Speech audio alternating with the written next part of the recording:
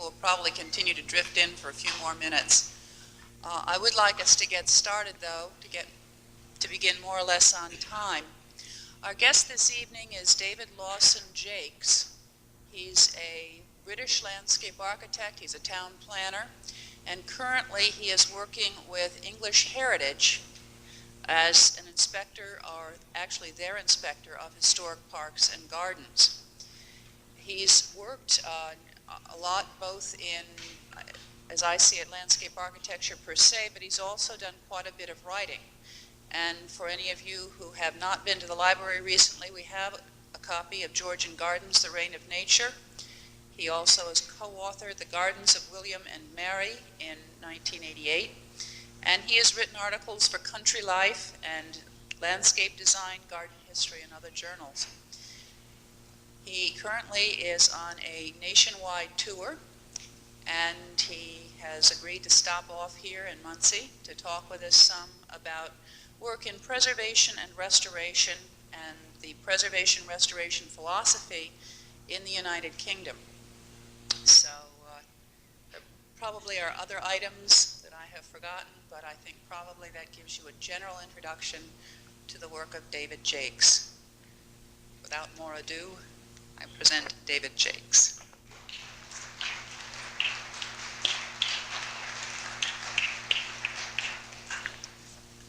Hang myself. Exactly. It does make total sense.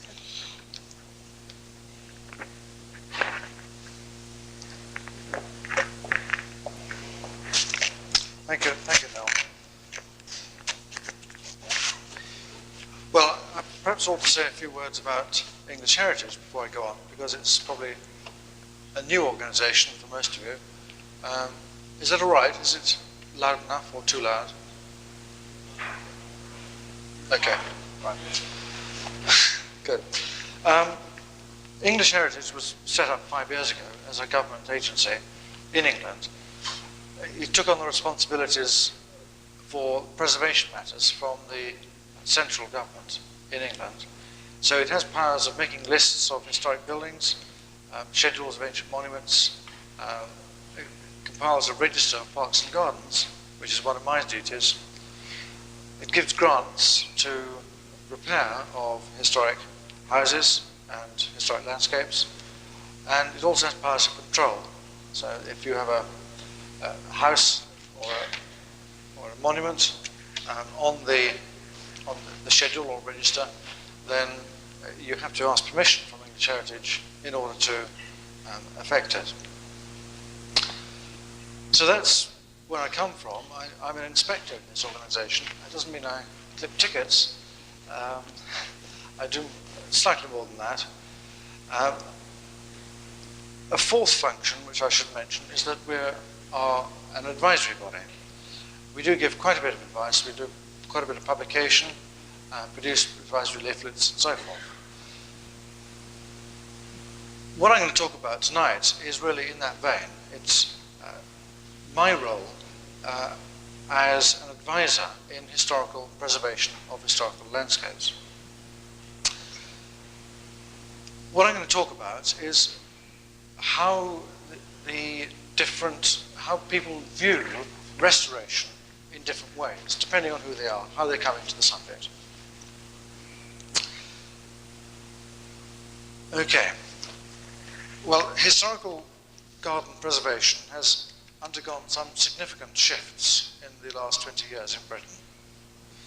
And while I could rehearse several well-known examples of current restoration practice, I want instead to keep my discussion on a philosophical plane and recapitulate on my understanding of the current position amongst our leading theorists in Britain.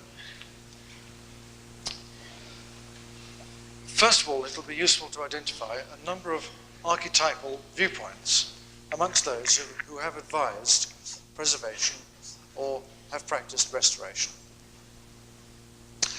As you will see as I go through, the subject is certainly older than the United States and recognizes almost as many interests as Congress. Well, the first viewpoint to mention is the antiquarian. The motive here is basically curiosity in the achievements of our ancestors, and from this stems an unselfish wish to see them preserved. I'm going to start with a judge called Daines Barrington, who wrote a piece for the Society of Antiquaries in 1782. Perhaps at this stage I could have the main light off and the projector on.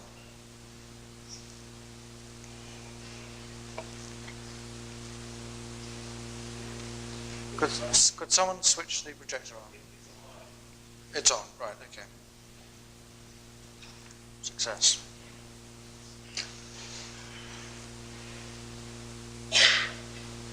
Is that on automatic focus?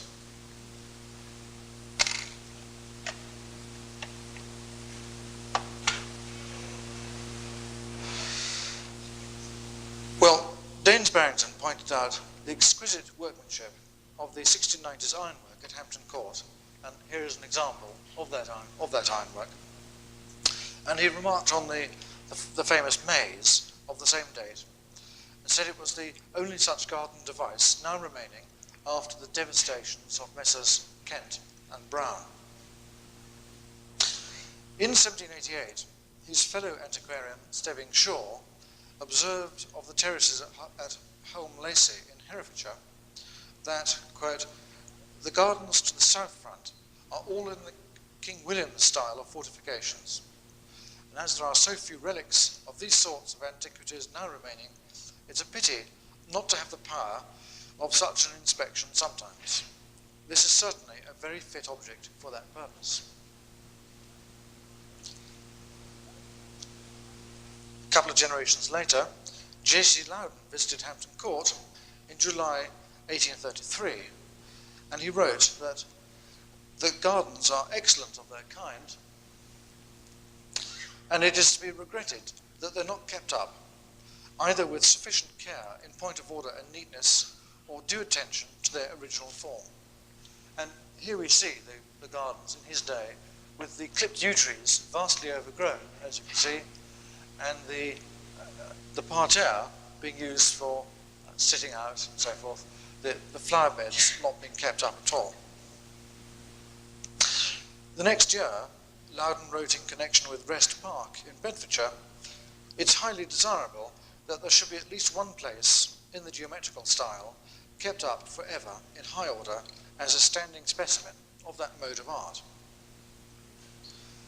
But now we're into the 19th century, when antiquarianism bore fruit, with ruined buildings, at any rate, in legislation to protect ancient monuments.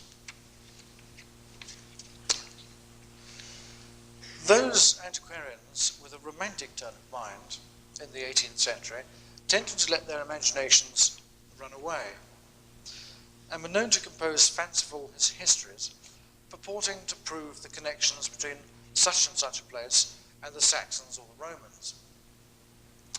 Such romantics physically recreated famous gardens or scenes to what they thought they might have been like.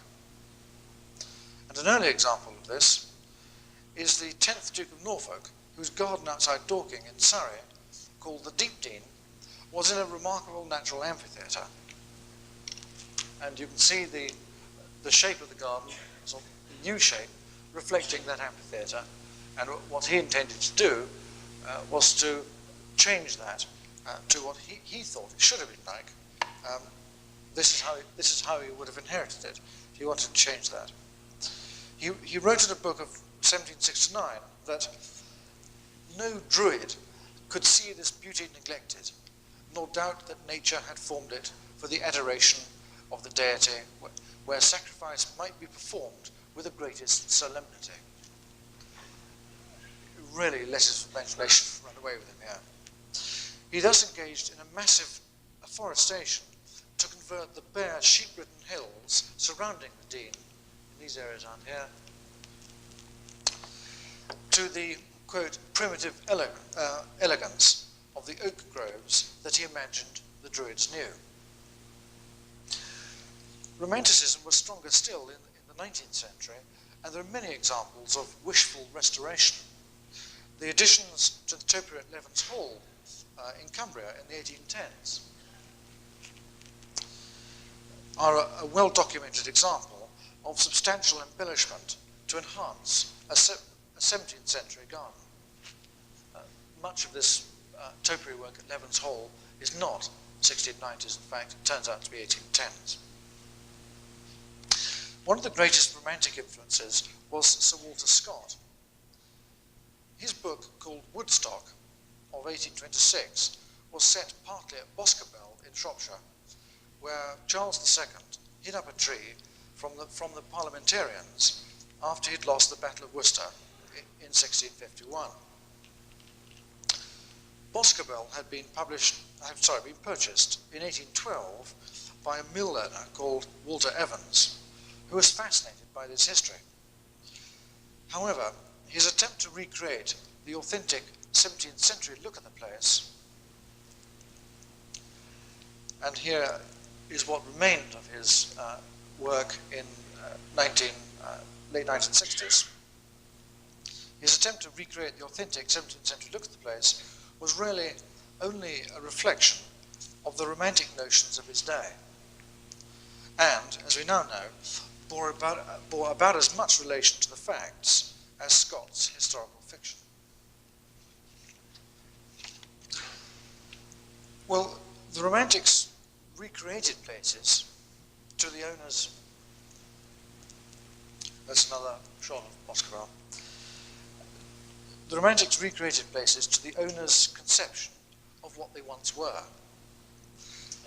There have also been several attempts at creating a period piece on a site which never had a garden, merely in order to present a feature of interest to the visitor. Humphrey Repton seems to have been the godfather of these historicists. The 6th Duke of Bedford remarked that he'd never seen a new cottage convincingly in the style prevalent from the reign of Henry VI to Henry VIII. In other words, roughly the 15th century. Repton and his son John Adey took up the challenge in 1803 by designing a gamekeeper's cottage in that style on the Woburn estate. Here is his design, or a sketch of it, and you can see to the left a maze, an arbour, and so forth. And you can see at the front there a Tudor painted rail and a little herb garden, and of course a bit of topiary.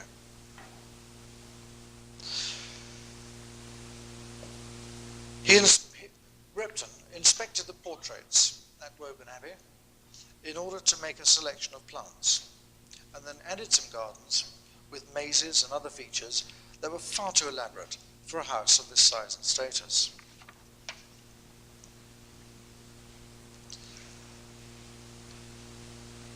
And there's that very same house today.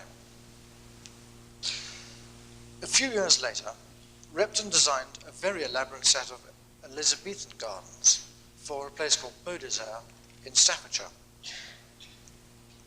Then about 1835, after Repton's death, an elaborate tunnel arbour was recreated at Elverston in Derbyshire to a design by Daniel Marrow, published about 1702. In the 1920s, Ernest Law, the great Elizabethan enthusiast and historian of Hampton Court Palace, created the Elizabethan garden at New Place in Stratford-on-Avon. Here we are. And also created a knot garden at Hampton Court, where there had never been such a feature before.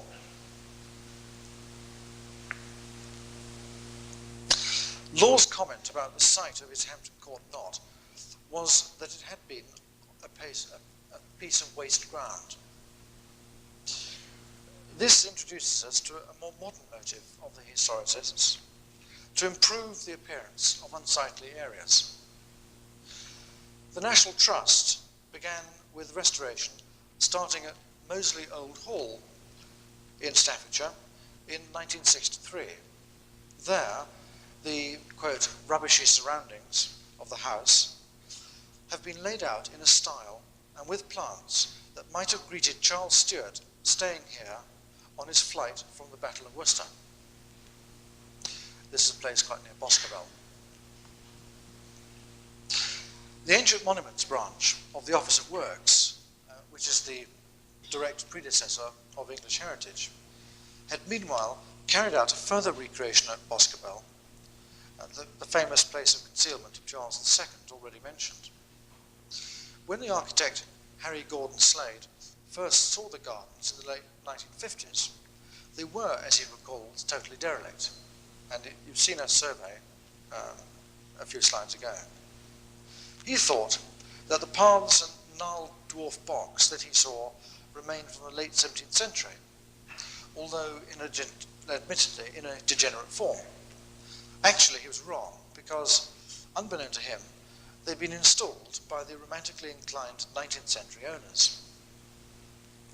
Slade thought that the gardens needed upgrading to be in keeping with the house.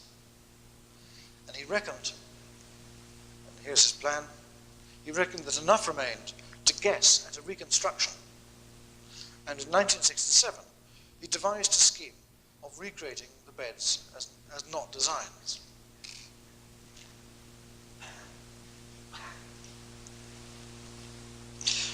Slade also made the Tudor garden at Kenilworth Castle, and that was in 1975.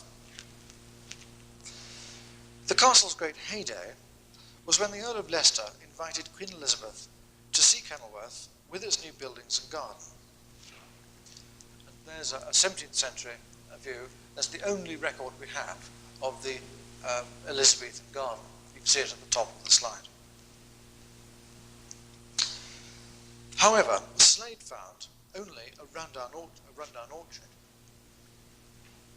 And again, you can see it at the top of the slide there.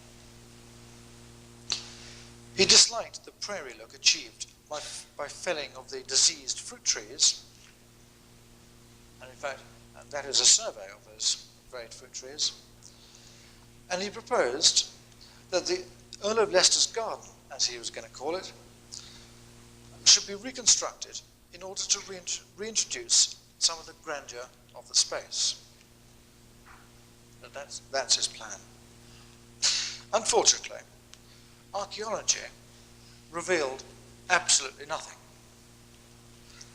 Not surprisingly, in a kitchen garden which has been double dug for 2 centuries. Slade therefore invented this design, as he thought, evoking a Tudor feel. And there it is in place today. Well, that's the historicists. We'll turn now to what I call the interpreters.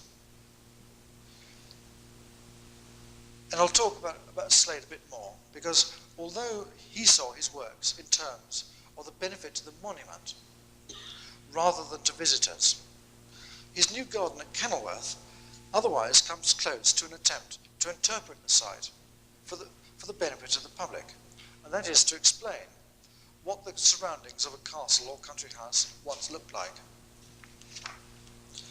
True interpreters usually feel that their mission is best accomplished through something in full working order, as it were, so recreations by them will attempt to be pretty thoroughgoing. They've been carried out with varying degrees of attention to field archaeology, dug archaeology, archives, and authenticity, and so range along a spectrum from those which are no more than period design to some quite plausible restorations of the original. The earliest interpretive restoration in England was at Kirby Hall in Northamptonshire, where a previous inspector to Slade from the Office of Works, Ancient Monuments branch, called George Chettle, was asked to remake the once famous garden. The platform for the garden was pretty clear from the earthworks, and this was alongside the ruined house and surrounded by terracing. And by probing the ground with iron bars, I think it was literally that when he dropped his iron bar, and where it went thud, it was bed, and where it went thunk, it was path. By these sophisticated means, he was able to distinguish gravel from soft ground and discovered some edgings and footings through some primitive dug archaeology. He thought he had enough information to be able to reconstruct the main outlines of the layout. He then filled in the details speculatively by drawing on his knowledge of gardening style. And it doesn't take very much knowledge to know that his knowledge of gardening style wasn't very good. The dwarf box that should have been there turns out to be 4 foot high clipped yew hinges. In other words, instead of being 4 inches high, it's 4 foot high. And the flower beds are these large rose beds, whereas in fact they should have been 6 foot wide tulip beds. So he got it all wrong. Nevertheless, Kirby is still thought by some to be somewhere that one can see what a garden of the 1690s really looked like. A number of museum services, and these are the typical interpreters, have sought, usually in more modest ways, to do similar in connection with mansion houses in their care. In Hampshire, evocations of medieval and Tudor gardens have been created in small urban spaces. Perhaps the most famous of all reconstructions in the last 15 years is Hetlo in the Netherlands. I'll just show you a reconstruction in Hampshire first. Here is an attempt at a Tudor garden reconstruction on a site, I mean, it was a garden, sure enough, but it was never anything like this. But this is their attempt to interpret Tudor style to the public. Then at Hetlo, the house and garden were radically transformed back to their state in the 1690s to be a national museum commemorating the House of Orange. The role of museums in these recreations illustrates the interpretive motive behind them. And interestingly, some of the loudest calls to restore the 1690s parterre at Hampton Court have come from Sir Roy Strong, the ex-director of the Victoria and Albert Museum in London. Well, I'll finish with interpreters there and go on to a group of people I call gardenists. Whatever influence the historicists and the interpreters have had, there's no doubt that the main post-war practitioners of restoration in Britain have been the gardenists. Their mission has been to conserve, sometimes improve, the beauty and richness of fine gardens. And if the gardens concerned have an historical theme, well, so much the better. This was the predominant concern of the Gardens Committee, formed by the National Trust and the Royal Horticultural Society in response to threats to gardens from post-war economies. And they set up this committee in 1948 and dissolved it in 1968. The first 2 properties under its control were Hidcote and Bodnant, both well known as fine gardens, recently made by gardening personalities, but not what one might have thought of as historic in those days. Graham Stuart Thomas, who was the Gardens Advisor to the National Trust from 1955, wrote in 1968 that, quote, "There's absolutely no rule except to say that we try to arrest further deterioration and then work forwards in every way." That's ever so helpful. In general, this work aims to, quote, "preserve the main attraction of each garden." As far as the choice of species in replanting is concerned, quote, "the suitability of the plant for the particular style or period mostly overrides consideration of soil aspect, size and maturity, shape, timing of flowering, quality and texture of foliage, etc. However, Thomas stressed that one had to have a feeling for the right plant, and that too puristic a view is not advisable. He added, "We are often brought up abruptly by thinking how the Elizabethans would have loved floribunda roses, and that a capability brown would have approved of a liquid amber or nothofagus." In recent years, the National Trust's aims have become more complex, and quotes like Graham Stuart Thomas's, they cringe at. Without losing its gardenist approach totally, it now has an enhanced historical awareness. And the early 1970s was a time for reappraisal, with 4 remarkable restorations at Westbury Court in Gloucestershire, here, Ham House, that's the Wilderness at Ham House, and Claremont. Both Ham and Claremont are near London, and also there's a restoration at Erddig in Wales. Its policy these days is to preserve the traditional character of the garden in their care and to sharpen the individuality of that garden. Although there have been several further restorations, it would be wrong to think that the Trust's approach has switched to being totally antiquarian. The National Trust Gardens advisors are horticulturists who are used to deciding matters on site with the head gardener and rarely produce drawings. The horticultural interest of gardens is stressed, and the garden plays host to 26 national collections of genera. The strong traditional emphasis on the uniqueness of each place and the mystique of the designer owner and the head gardener, and a corresponding mistrust of outsiders like landscape architects, consultants, remains much as always.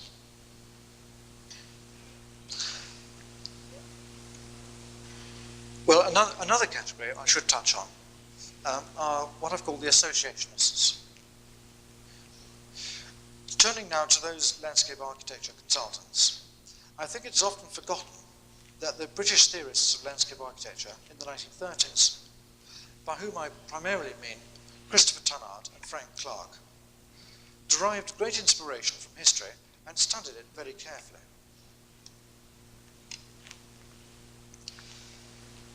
Their argument ran like this. Firstly, ideas are eternal, and indeed the only reality. Second, new ideas bring about new civilizations. Thirdly, ideas can be suggested by form through an appeal to the imagination, or perhaps through awareness through Zen, or generally through association between form and thought. Fourth, designers whose aesthetic compositions succeeded in this by being able to associate form and thought have a right to be regarded as artists. And fifth, the use of history is twofold. To demonstrate that this argument is historically true, and then to suggest the mechanisms by which association between form and ideas takes place. Tunnard's and Clark's reference to history becomes quite clear in their work and their later writings. Tunnard didn't just make a free modern landscape around his house at St Anne's Hill in Surrey. He wrote that, quote, the old garden was restored by himself. And a third of Tunnard's book, called Gardens in the Modern Landscape, published in 1938, was history, partly contributed by Clark. During and after the war, Clark became a well-known author of historical articles and a book, The English Landscape Garden, published in 1948. He later became the first president of the Garden History Society. From 1951, Clark was involved in the restoration of Chiswick House grounds. It was Lord Burlington's and William Kent's design intentions that were of prime importance to Clark. He had studied the evidence of the layout in Burlington's day, reckoned that the garden forms must have expressed important ideas, and felt he had a grasp of Burlington's design intentions. His plan was based on a plan by John Roke of 1736, showing Burlington's layout of hedged alleys and rond points, and the bones of which he wanted reinstated. A problem arose, however, in that the alleys of the patois by the exedra were supposed to be aligned upon buildings. But the central and left-hand alleys had lost their buildings. Clarke's solution for the left-hand alley was quite interesting. He adjusted the angle of the left-hand alley so that it aligned on another building, in this case, the classic bridge. The fact that this bridge was built after Burlington's time did not worry Clarke. In his own terms, he neatly reinstated Burlington's design intentions. Now, there are several points of philosophy that are worth remarking on as a contrast to present-day thought. The layout had, in fact, been drastically altered since 1936, which is the date to which Clarke was trying to restore to, but the plan's aim was to revert to what was considered the heyday in Burlington's time. The corollary of this was that it was all right to ignore and indeed, if necessary, destroy later paths and planting. So by putting in an alley on this bridge here, built in the 1770s, the network of paths in the wilderness became abandoned, and now they're completely useless. Second, we find Clarke willing to adapt the layout, knowing that he was not following the original design, in order better to express a design concept. A third point is that accuracy in point of detail or chronology to him was not vital at all. And that led to inaccuracy that would be totally unacceptable by today's standards. Well, Clarke expounded his views on garden restoration at a seminar held by the Garden History Society in 1968. He stressed that environmental design satisfied human needs, and he listed some. Variety of visual experience, forms that are rich in association, forms that are expressions of the richness and complexity of nature, forms that allow the processes of life to go on, etc. Note the emphasis in all those categories of forms expressing ideas.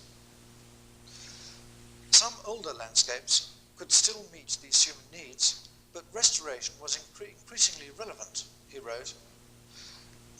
As these landscapes grow past their maturity and have to be renewed and adapted to new uses. His advice was that, by and large, I should imagine that the restorer should avoid being too pedantic in his approach to period accuracy, especially in planting. What I should imagine to be more important is scale and an understanding of the original designer's intentions. Well, before I go any further, I should reveal my own standpoint. I have described the various archetypes above: the antiquarian, the gardenist, the interpreter, the associationist, and so forth. But I and most of my inspector colleagues at English Heritage share the historians and the archaeologists' concern that the physical evidence of past achievements should be preserved as the fabric of history. We cannot know our own culture or about those of the past if we feed ourselves with other people's suppositions or flights of fancy, or continually recycle our total environment. If the only history that we can refer to is in books and theme parks, we are completely at the mercy of our informants. I may wish to re-examine history for myself, and I may reinterpret the evidence differently to my predecessors. And we have a duty to allow our successors to do the same. So this gives us twin duties. One, to preserve the truth, and two, not to practice deception. And those of us who are in a position to do so have an almost moral responsibility to inform our contemporaries about the facts of history, as best we know how, and to pass down to succeeding generations the physical science of our predecessors' endeavours, unadulterated by ourselves. We must beware of distorting or exploiting the facts for our own purposes, and we must take care that we do not do so through restoration. Well, this is an attitude that grew out of antiquarianism and the successes in obtaining legislation to protect ancient monuments. It's only since the last war that we've also acquired legislation to protect lived-in buildings. However, there is now a body of architectural historians and specialist historic buildings architects in Britain who appreciate these duties. And interestingly, the restoration project at Westbury, of which I've shown you a slide already, which was started in 1967, was then untypical for the National Trust because the historic buildings representative, Anthony Mitchell, had the controlling hand.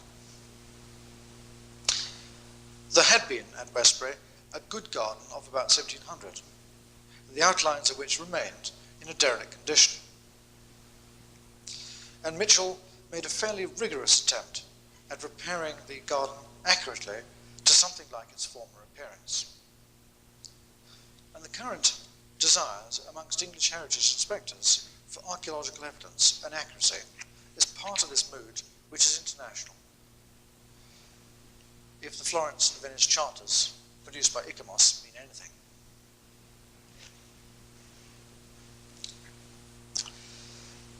I'll come on to this a bit later.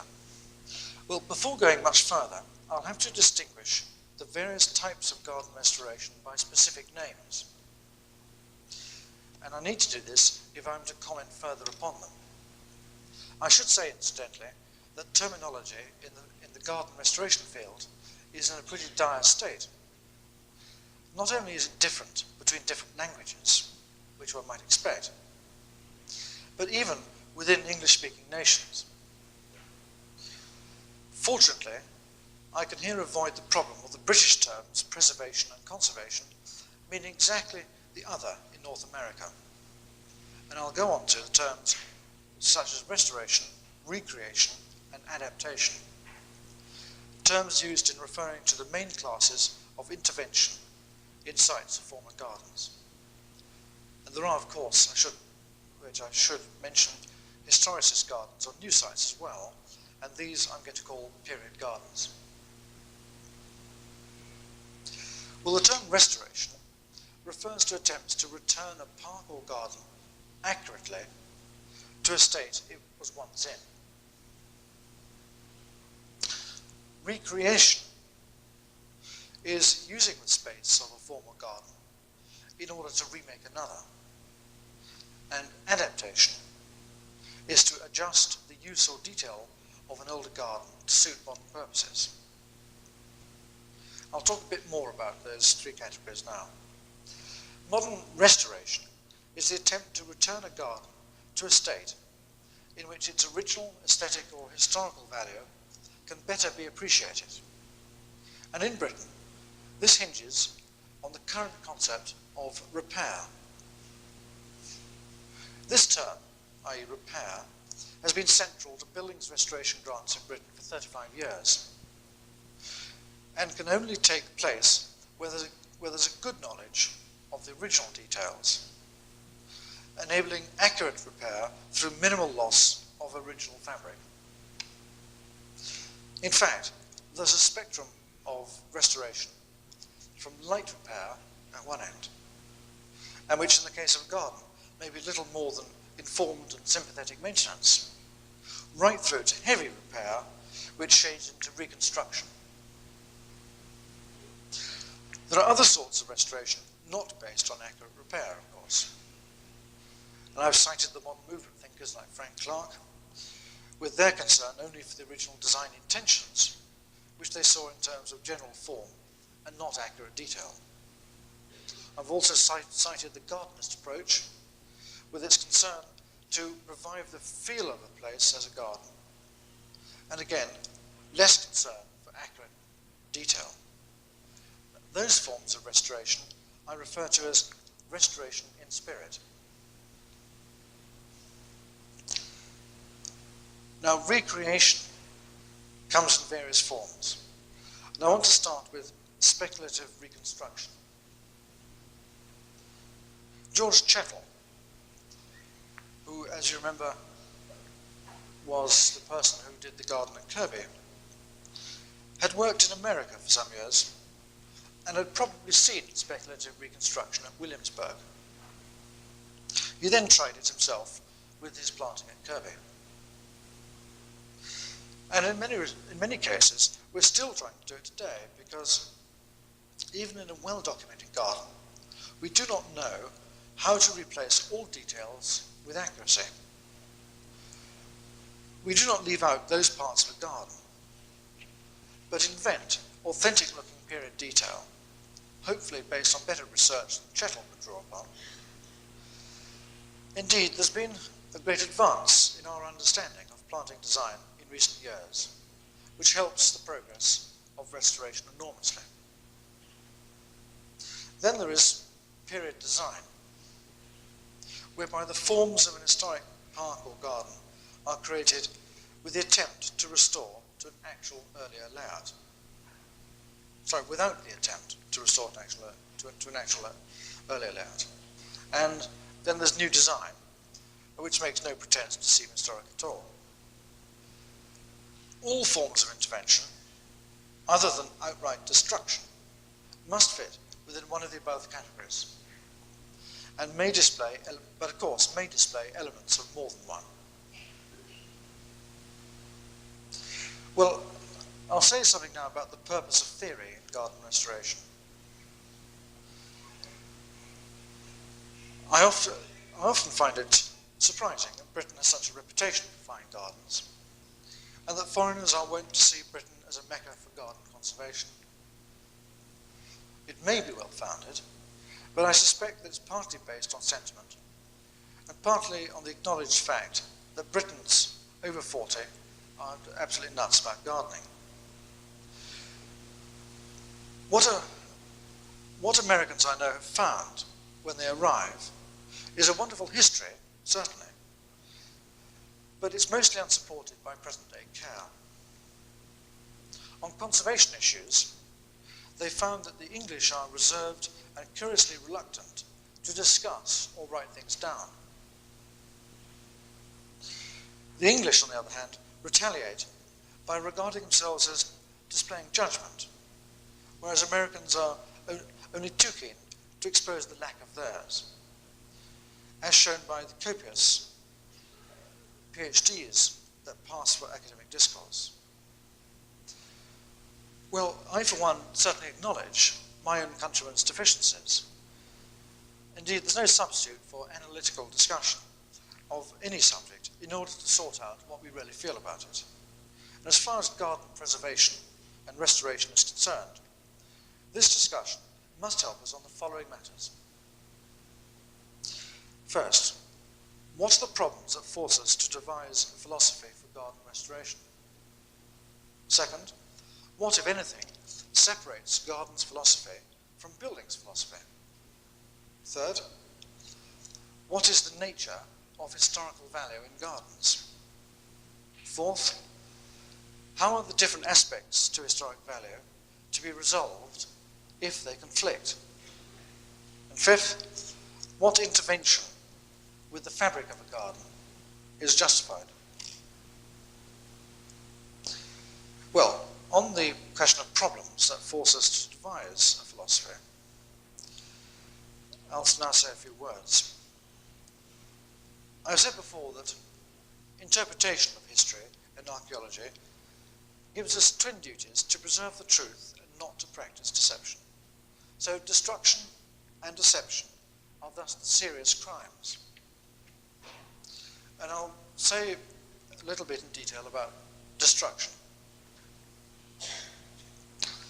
Unfortunately, there has in the past been a considerable destruction of the fabric in the name of restoration. Gardenists and their friends, the arboriculturalists, are keen to rejuvenate gardens, and one can appreciate that this leads to ruthless cutting out of dead wood, replanting avenues when they become over mature, clearing out of rubbish to start again, and so on. Another often forgotten trait of gardeners is their like of a good clean surface on which to start again. So the great garden at Kirby was skimmed in 1935 in order to provide a good level. And we know from modern archaeology that this, unfortunately, was destroyed the top layer of garden archaeology. And the raising of the wilderness at Ham House, which I show you here, that's the old wilderness at Ham House, must have destroyed all the authentic field archaeology that existed there, and which I remember. Now, the remark that the rubbishy surroundings of Moseley Old Hall were to be removed now begins to sound rather spine-chilling. Has anything been unwittingly lost? Frank Clark, in his concern to reinstate the design intentions at Chiswick's heyday, probably never dreamed that he was destroying much of interest. However, recent research tells us that the informalization of the wilderness is, on the contrary, of considerable interest.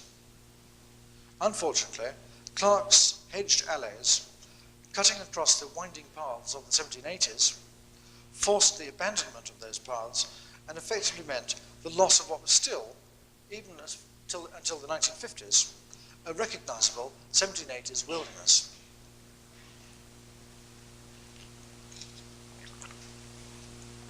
When Het Low was reconstructed,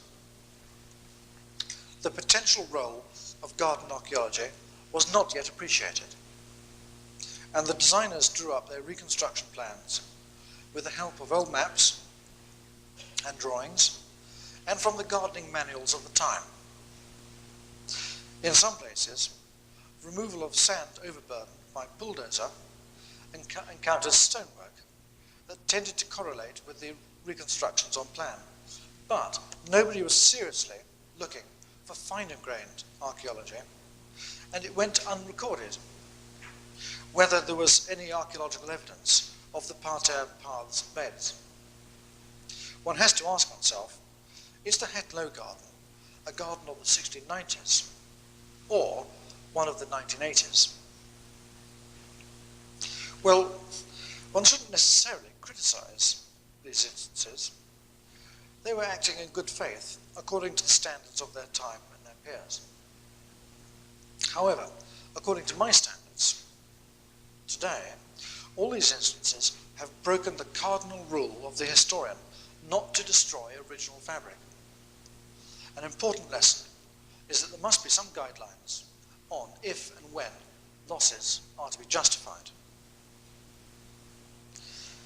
The second problem that I want to talk about with restoration is deception. Now, the activities of the Romantics have often deceived. The early 19th century topiary at Levens Hall, here's an old photograph of it, had many people fooled until somebody worked out its true history.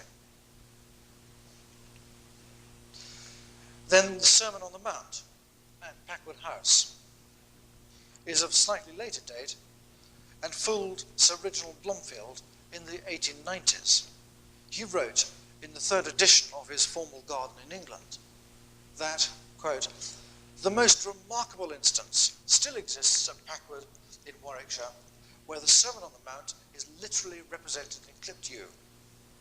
At the top of the mount is an arbour formed in a great yew tree called the pinnacle of the temple, which was supposed to represent Christ on the Mount overlooking the evangelists, apostles, and the multitude below. At least, this account of it was given to me by the gardener." So, that's one moral: don't listen to gardeners' tales. The historicists have deceived, as well as the Romantics, and have too easily been deceived themselves. Ernest Law, who should have known the history of Hampton Court well enough, was himself badly caught out. He approved of the crazy paving standard roses and cottage garden flowers in the pond gardens. And here is the pond gardens in their modern form. They're not very different from the 1880s. This garden, he thought, was much more unaltered than the others, and very little bedding out is attempted, though a truly delightful effect is produced by the number of old-fashioned English shrubs and plants which are arranged and disposed in the ancient style. These gardens retain indeed more, perhaps, of the form and spirit of former days than any others in England. But what Law saw was actually no more than an arts and crafts treatment of an orangery garden of the time of William of Orange. It had the authentic flavour of a Tudor garden only because he wished it to have it. The problem with the gardenists and the functionalists approached to heed the spirit of the place, but not to be, quote, pedantic, is that it is self-defeating in historical terms. You see, without knowing what the garden really looked like, it is not possible to know what details give an authentic feel. Usually, this feel turns out to be no more than how a designer imagined it to be, or the copying of some contemporary prints which may represent deliberately distorted images. Such restoration in spirit will be on an actual site, of course. If it is at all convincing, it will mislead by presenting the visitor with a version of the site's history that actually never was.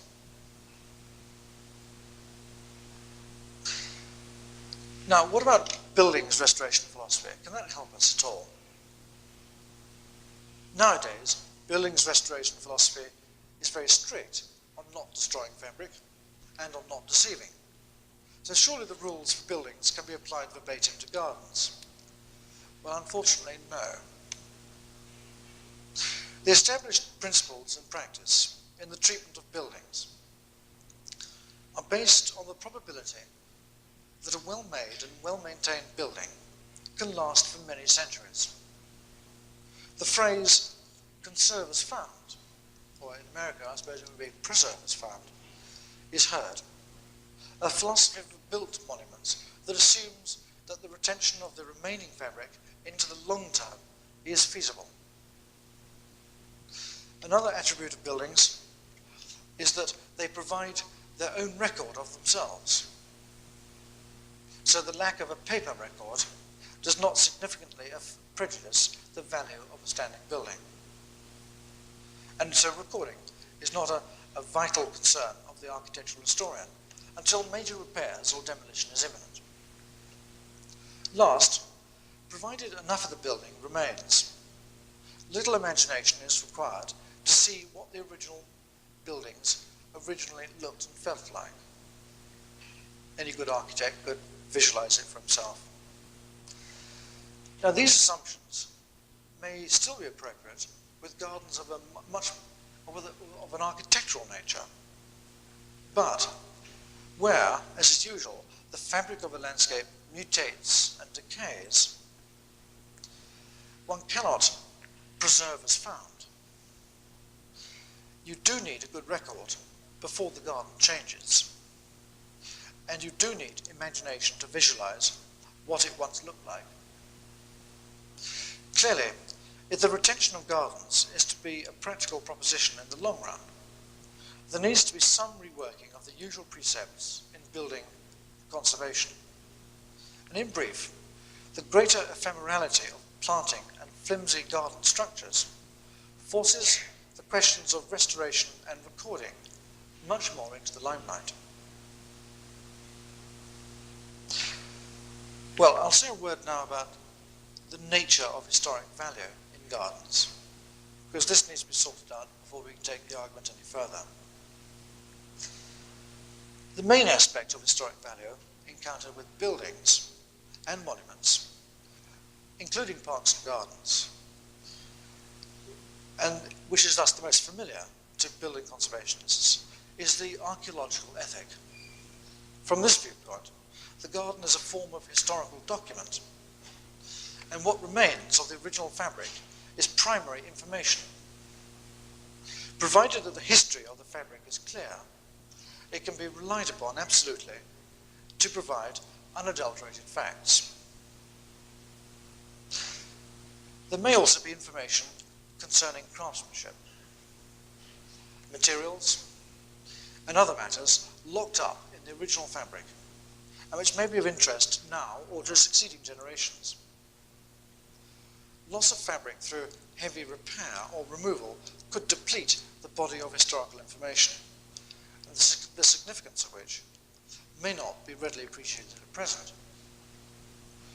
An example, peculiar to landscapes, is that original trees may have retained in the development of the trunk and the pattern of branches evidence concerning their treatment in the nursery and when planted out.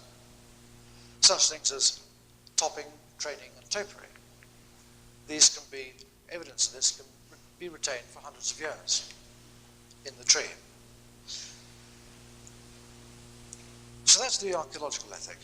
Then there's the sensual interest in gardens, being able to experience firsthand how the designers from a particular age translated earth, bricks, water, plants, and views into landscape. In order to recapture the design intentions of a landscape, the delights and emotions must be sampled directly. It's no good having a merely theoretical book understanding of these matters. And yet, it's inevitable, with their perishable materials, that historic landscapes are liable to erosion of character through decay and inadequate management. And even gardens that are now in good condition may be and feel little like they did when new. So there may be a conflict here, a conflict between preserving historic fabric and keeping a place maintained, which inevitably implies changing the fabric. Now, the usual purpose of restoration is to return a garden or park to a state in which the designed experience can be appreciated. However, there are nearly always delicate questions to be addressed with restoration, starting with the conflict between the historical objectives of creating an accurate feel whilst also maintaining the archaeological record. Gardens have usually evolved through a series of changes, and so any restoration, except the latest period, will necessitate some loss of historic fabric. Adherence to archaeological aims would preclude tampering with what remains of the original fabric. And you could go this far. You could say an extreme position would be to accept that a landscape grows, matures, and then fades away. In such a landscape, maintenance would be acceptable, recording absolutely essential, but there would be no attempt to prolong the natural cycle through restoration. That's rather extreme. But, of course, there are shades of grey in this. Even a site where the original fabric has been lost may still retain considerable interest as a document through the perpetuation of form and detail. Where maintenance and repair have sought to continue the design, if only so as not to look out of place, it's likely that the replacement trees and wall repairs and so on and so forth will reflect the original and thus become of secondary historical evidence. Well, so what intervention is justified? A policy of intervention with the fabric could be pitched anywhere between light maintenance and total reconstruction. In between are these various forms of restoration and recreation, Now, restoration is widely favoured amongst visitors, yet the possibility of destruction of historical fabric and a lack of suitable skills, a lack of information on the original design, cost, or perhaps the future maintenance burden, may be amongst the reasons why it will not necessarily be the best policy to restore. Maintenance and minimal repair is a safer policy, though certainly not to be despised for that, in retaining the site's surviving historic features. Well, the choice of a policy then depends on what the manager can hope to achieve. And I'm afraid I have to cop out here. I have to say that in this, the circumstances are, of course, all important. Reconstruction, which is at the heavy end of the spectrum, may be justified where a missing feature was important in the design of the rest, and there are clear benefits foreseen to the integrity of the design intentions of the whole. However, there are two main pitfalls in reconstruction. First, the record of what was once in place is seldom full enough. Would be needed for confidence that accuracy is being achieved. The second problem with reconstruction is that there's very often an inevitable loss of fabric, of archaeological potential. There's always the possibility, in poorly conceived reconstruction, that a restoration spirit of dubious historical value may result at the sacrifice of authentic fabric. Well, so the drawbacks in reconstruction must be absolutely minimal, and the promised gains very great, for the risks inherent in tampering with a document to be outweighed. Generally speaking, the archaeologist's attitude to restorations in spirit and period gardens is they have little place in serious restoration, since they're no longer the actual document, or even a copy of it, whilst they may deceive that they are. Speculative reconstruction is acceptable where a search for evidence has been exhaustive but unrewarded. This is frequently the case with planting design, unfortunately. And in that case, a plausible restoration, a replacement, may be better than leaving an unrestored section of a garden, though the extent of such reconstruction should ideally be made clear to the public. Well, this has been a very potted version of the archaeologist's creed, and has concentrated on pointing the way towards defining what is acceptable in repair and what is not.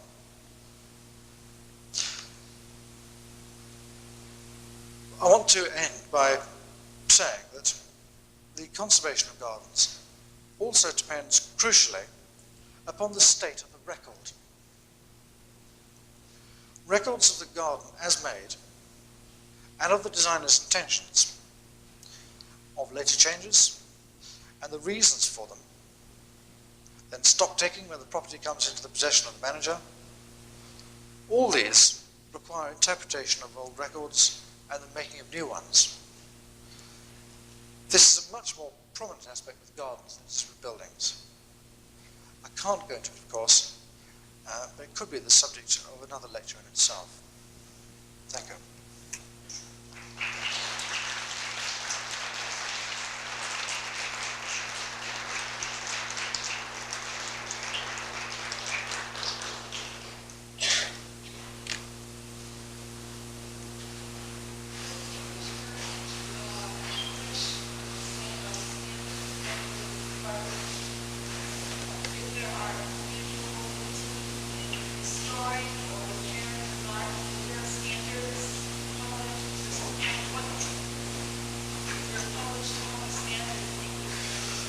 Well, we're getting round to publishing advice, yes. We have published some leaflets connected with the repair of storm damage. And we do intend to publish more general advice next year sometime.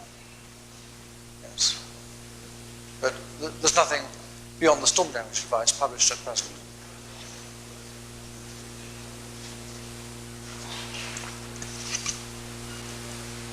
Yeah.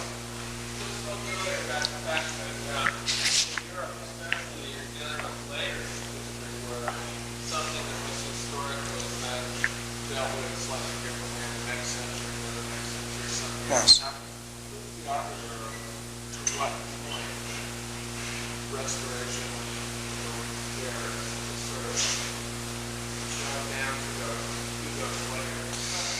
Well, the old idea, the one that we've had for many years now, that one should restore to a place's heyday, a selected date from the past, and go back to it. It was greatest at a certain date, that must be what we go for. I think that is becoming less of a respectable point of view these days. I mentioned that maintenance and repair are the safest form of treatment, and the usual rule now that I'm trying to promote is that you should always, first of all, think about maintenance and repair of what already exists. That's your starting point. If you want to make any change to that, you've got to make a very good case, because you have to go through these problems of destruction and deception. And so you'll have to make a very good argument that these are minimal and that the benefits will be great. So I'd always encourage people to think of restoring to the last significant design change.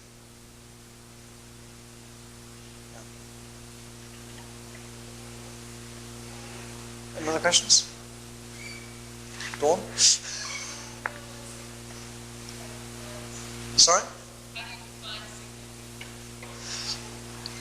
Yes, well,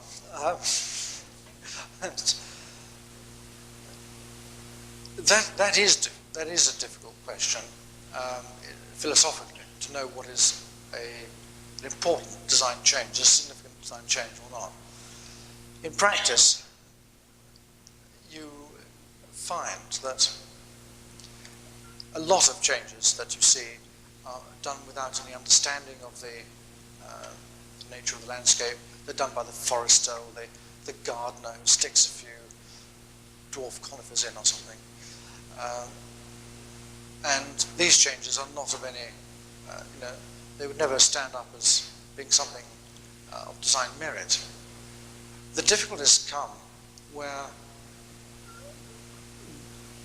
one generation sees the work, let's say, of a particular designer to be of no interest, but the next generation sees that designer's work of being of great interest. And that this has happened, of course, several times, that a person has been re-evaluated and one regrets not having paid more attention to it in the past. In fact, one regrets having destroyed some of his work. That does happen. So I think when you say a significant design change, I would say that if a place has been consciously, if the change has been a matter of conscious design for ornamental effect, then that will be a significant design change. But if it's just been off-the-cuff accretions by whoever was looking after the estate at the time, then those probably are not significant. But there's a lot of judgment in it. And I can't give you an absolutely cast iron rule for applying in all situations. Sorry. Yes? Can you suggest, it seems to me in all this, both education and interpretation of the public to the public seems to be very important. I'm wondering if you see what role, how the organization or the role of most of these places may well be public gardens. What kind of role, what kind of, I don't know, you foresee for for organizations or whatever to get more education and or interpretation of what people see, to understand what they're seeing if indeed your guidelines. Well, it's very much part of the ethos of English heritage these days to make sure a site is well interpreted. In fact, it's written into our legislation that that's one of our purposes, to educate and to serve the education of the public. And of course, there's good and bad ways of doing this. Usually, we rather resist tampering with the monument and sticking up signs saying, "Hi there, this is a moat." We would rather sell people guides when they enter the site than they follow a guide. So that when they look at the monument, they're looking at a monument that hasn't been tampered with. Putting up little plaques everywhere as a sort of rash is not welcome. But there are ways of having audiovisual shows, leaflets, and so forth, which help people understand the site. And quite a good technique is to give people a potted history with an audiovisual show, and then they launch themselves around the site with a book, guidebook in hand, so they can really understand what's going on.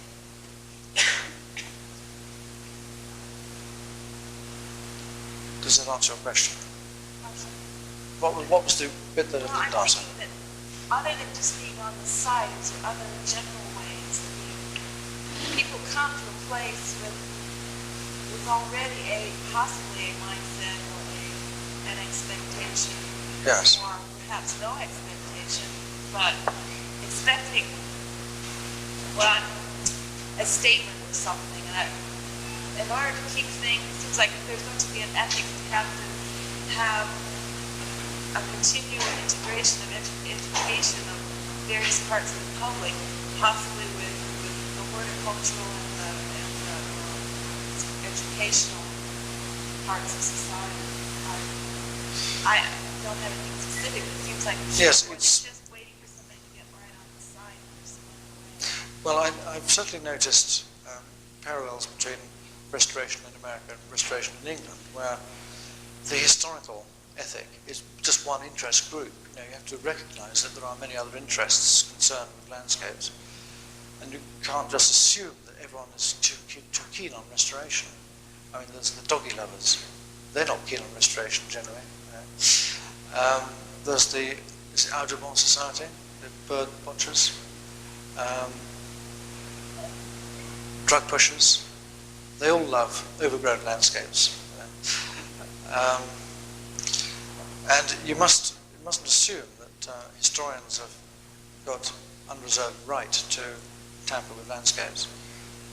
I think that needs to be one of the skills, therefore, of designers or consultants working on historic landscapes, is to be able to mesh the different interests, make a reasonable balance of interest between all these different groups, so that you achieve most of what everyone wants, though rarely can you give them everything. I think that's the best way of looking at it, rather than seeing it as, oh, we must have our historical landscape back at all costs. Yeah. What kind of collaborative team would normally work or might possibly work on a garden conservation project in England at this point? Well, usually a garden restoration project will start with an historical study. Is that by an historian? That'll be by an historian, or somebody who's skilled in archive work. Then there will be a survey, and for that you need perhaps a tree survey, somebody who knows how to date bricks, somebody who understands ironwork, field archaeology, statuary, and so forth. Somebody who can make schedules of things, an inventory of the landscape. And then you need somebody with rather special qualities to bring that information together, bring the archive history and the on-site inventory together and interpret them properly. And interpretation is so vital. I mean, almost all the information you get in historical landscapes has to be interpreted. It's never as straightforward as it seems, or very rarely as straightforward as it seems. So you need somebody who is skilled at interpreting and bringing together, uniting different forms of information and making sense of both the archives and the field archaeology. Now, whether that's your landscape architect or whether that's your historian, I think depends on, it's more of a personality thing, really. I mean, there are some people who are good at that, and some people who are atrocious. Then the next stage, of course, is to develop your proposals, what you want to do. And of course, there the landscape architect much more comes into his own. But I would say that the mindset, to use your phrase, of the landscape architect isn't necessarily terribly helpful in dealing with historic landscapes. And the reason for that is that landscape architects are generally taught to make their own landscapes. Now, we've had several unfortunate cases of prominent landscape architects being given a historic landscape project, and then they can't resist putting in something of their own. You know?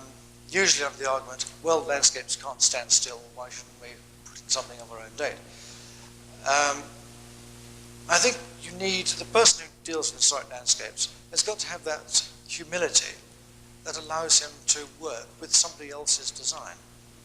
And in that respect, our landscape managers in Britain are much more suitable in terms of their disposition and mentality to dealing with historic landscapes than landscape architects generally are. Okay. Any other questions? Yeah.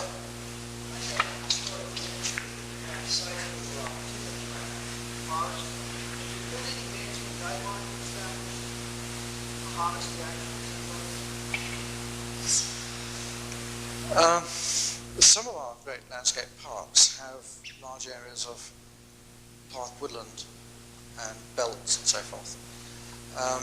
These areas were intended to be, they weren't necessarily thought of originally as timber. The idea was that if you need a scatter of trees, because it's parkland, you have to create a fence around it. So you put in your oak tree, let's say, then you put in some nurse species like larch, but all within a fence. Then after 20 or so years, you can thin out and then take down your fence. That was the intention of these landscapes. Later on, Humphrey Repton included large woodlands in his landscapes, usually pre-existing woodlands, which were coppice, let's say.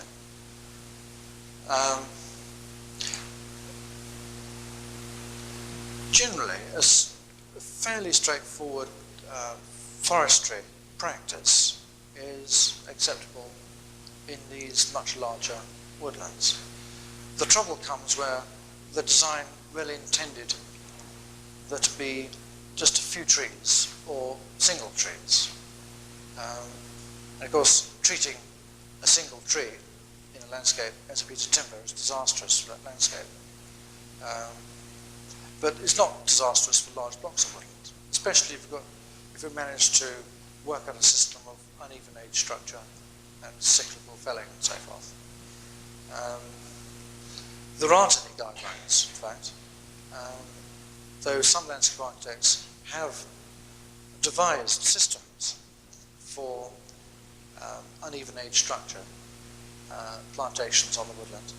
And there's even a case where one firm has worked out a 200-year cycle for the replanting of the avenue at Blenheim. So that's long-term planning for you. Okay. One more. Yeah, okay.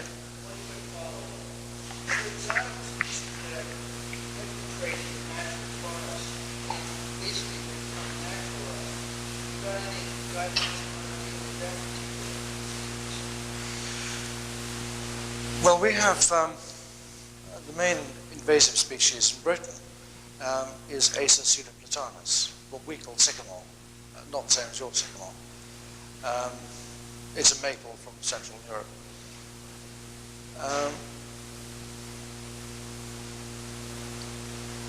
We would generally like to see the original species planted back. Most of them are perfectly straightforward and good forest trees like beech, oak, ash, those sort of species. In other words, it's relatively rare until you got to Victorian times for there to be large plantations of exotic trees. Most of the Brownian plantations were perfectly straightforward to British timber trees.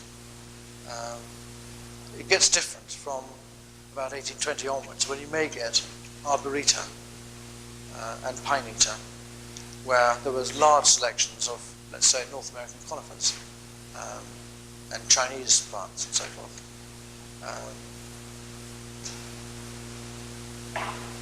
Now, as to, you were asking whether there was any highlights after they've been here such a long time, they almost become part of the land.